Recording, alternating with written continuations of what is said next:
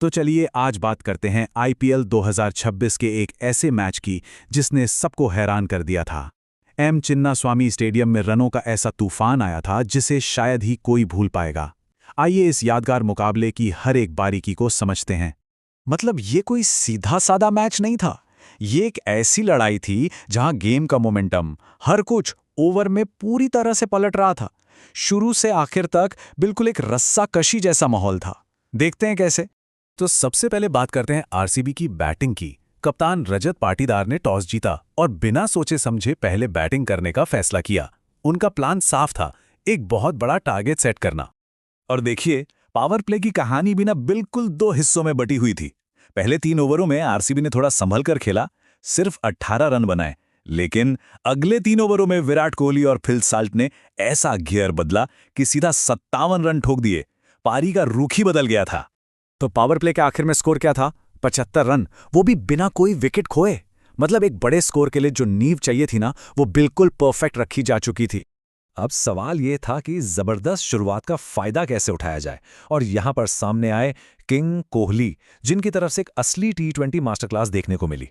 कोहली ने तो एक तरफ से पारी को संभाले रखा, सिर्फ 54 गेंदों में 110 रन बना दिए, और दूसरी तरफ कप्तान पाटीदार ने सिर्फ 25 गेंदों में 55 रन की एक तूफानी पारी खेल डाली। इन दोनों ने मिलकर आरसीबी को एक बहुत बड़े स्कोर की तरफ बढ़ा दिया।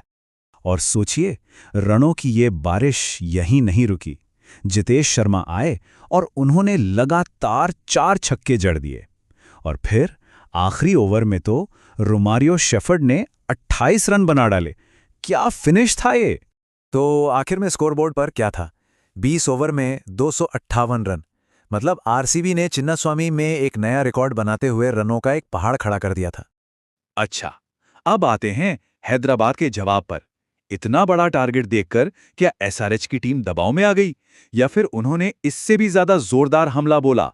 चलिए देखते हैं। जवाब मिला, और क्या जबरदस्त जवाब मिला। हैदराबाद ने तो आरसीबी से भी तेज शुरुआत की। ट्रैविस हेड और ईशान किशन ने पावर प्ले में ही 88 रन बना दिए। कमाल की बल्लेबाजी।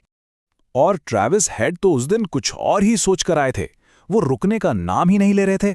सिर्फ 22 गेंदों में 50, और इस हेडस्टॉर्म ने तो चिन्नास्वामी के क्राउड को एकदम शांत कर दिया था। हैदराबाद उस वक्त जरूरी रन रेट से भी काफी आगे चल रहा था। सच कहूं तो लग रहा था कि मैच आरसीबी के हाथ से निकल चुका है। उन्हें किसी भी हाल में इस पार्टनरशिप को तोड़ना था। एसआरएच बहुत ही आरामदायक स्थिति में थी, और अब सारा दबाव कप्तान रजत पाटीदार पर था कि वो कुछ ऐसा करें जिससे मैच का रुख बदल जाए। और फिर आया मैच का टर्निंग पॉइंट। पहले स्पिनर सुयश शर्मा ने ईशान किशन को क्लीन बोल्ड कर दिया, और फिर अगले ही ओवर में नुवान तुषारा ने सबसे खतरनाक बल्लेबाज ट्रैविस हेड को एलबीडब्ल्यू कर दिया। बस इन 2 झटकों ने एसआरएच को बैकफुट पर धकेल दिया, और आरसीबी की मैच में जबरदस्त वापसी हुई। लेकिन लड़ाई अभी बाकी थी। हेनरी क्लासन ने आकर सिर्फ 15 गेंदों पर 40 रन बना दिए और एसआरएच की उम्मीदों को फिर से जगा दिया। दबाव एक बार फिर आरसीबी पर आ गया था।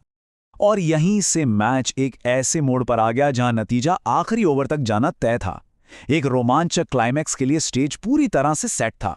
अब पूरा दारोमदार था एक युवा गेंदबाज रसिक सलाम डार पर। और उनके सामने कौन था? दुनिया के सबसे खतरनाक फिनिशर्स में से एक, लियाम लिविंगस्टोन। 6 गेंदों में 22 रन बचाने थे। चलिए उस आखिरी ओवर को गेंद दर गेंद फिर से जीतते हैं। पहली गेंद एक शानदार यॉर्कर, सिर्फ 1 रन। दूसरी गेंद पर कमिंस का विकेट। अब 4 गेंदों में 21 चाहिए। लेकिन तीसरी गेंद पर लिविंगस्टन ने छक्का मार दिया। अब 3 गेंदों में 15 रन। फिर आई एक डॉट बॉल, फिर 2 रन, और आखिरी गेंद पर रसिक सलाम ने हिम्मत नहीं हारी और आरसीबी को एक अविश्वसनीय जीत दिला दी। सोचिए, इस मैच में दोनों टीमों ने मिलकर 500 से ज्यादा रन बनाए, लेकिन आखिर में जीत और हार का फैसला सिर्फ 12 रनों से हुआ। तो आखिर में ये मैच किस लिए याद रखा जाएगा? ये T20 क्रिकेट का एक बेहतरीन नमूना था। एक तरफ थी किंग कोहली की मास्टर क्लास, और दूसरी तरफ था युवा रसिक सलाम का फौलादी जिगरा। वाकई ये मैच इन्हीं 2 प्रदर्शनों के लिए हमेशा याद किया जाएगा।